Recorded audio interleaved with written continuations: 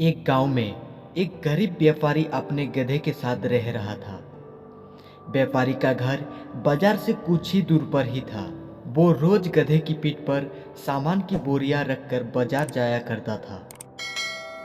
व्यापारी बहुत अच्छा और दयालु इंसान था और अपने गधे का अच्छी तरह ध्यान रखता था।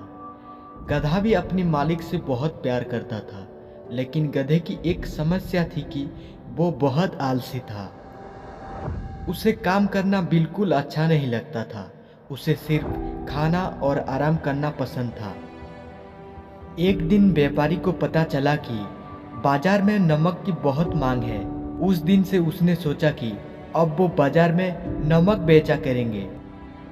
जैसे ही हाट लगने का दिन आया, व्यापारी ने नमक की 4 बोरियां गधे की पीठ पर लादी और उसे बाजार चलने के लिए तैयार किया। व्यापारी गधे के आलसीपन के बारे में जानता था, इसलिए गधे के ना चलने पर उसने गधे को 1-2 बार धक्का दिया और गधा चल पड़ा।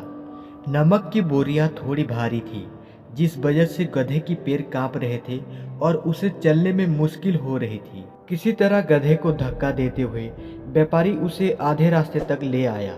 व्यापारी के घर और बाजार के बीच एक नदी पड़ती थी, जिसे पुल की मदद से पार करना पड़ता था।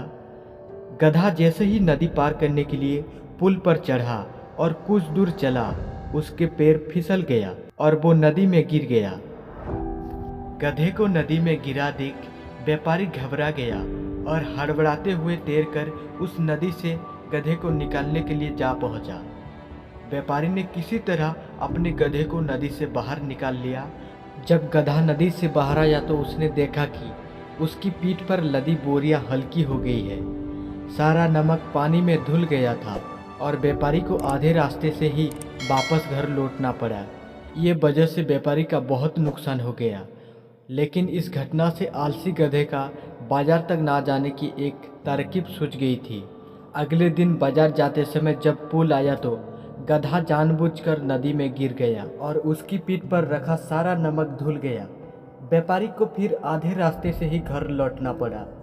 गधे ने हर दिन ऐसा करना शुरू कर दिया। इसके कारण गरीब व्यापारी को बहुत ज़्यादा नुकसान होने लगा, लेकिन धीरे धीरे व्यापारी को गधे की ये बात समझ आ गई थी।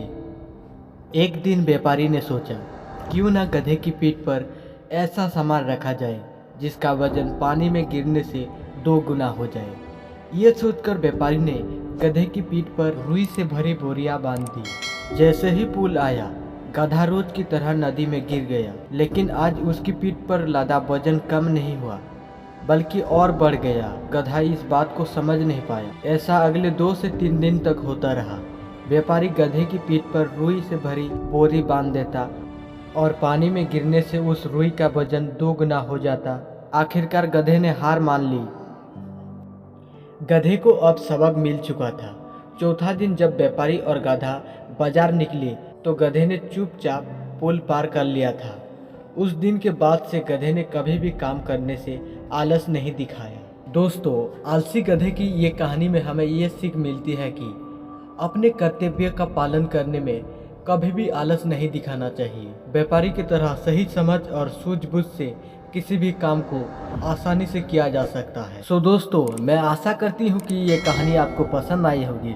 अगर ये कहानी आपको पसंद आती है तो इस कहानी को एक लाइक करें और आगे भी ऐसा वीडियो देखने के लिए चैनल को सब्सक्राइब कर दीजिए। तो मिलते हैं अगली वीडियो में। जय भारत।